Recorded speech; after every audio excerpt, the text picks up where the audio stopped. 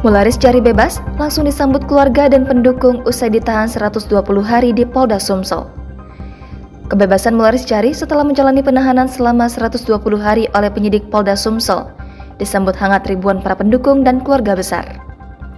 Saat tiba di rumahnya yang berlokasi di Jalan Alam Syaratu Prawira Negara, Bukit Baru, Kecamatan Ilir Barat 1, ia disambut keluarga dan kerabat yang telah menantikan kepulangannya. Menjabat tangan serta berpelukan bersama anggota keluarga dan kerabat yang hadir, kedatangannya disambut suasana haru.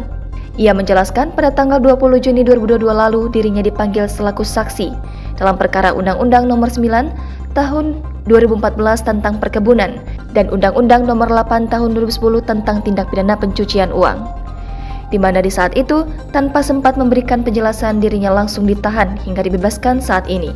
Berkaitan hal tersebut, dirinya menyerahkan hal tersebut ke pihak berwajib yang dalam hal ini Kapolri dan Kadif Propam Polri serta instansi terkait yang menangani hal ini. Oleh karena itu, dengan bebasnya dari penahanan, ia akan kembali beraktivitas seperti biasa, khususnya berbisnis dan berkumpul bersama keluarga tercinta. Selain itu, dirinya mengucapkan terima kasih ke keluarga tercinta yang sudah menemani dan setia mendoakannya hingga saat ini. Jangan lupa subscribe, share, komen, dan like ya!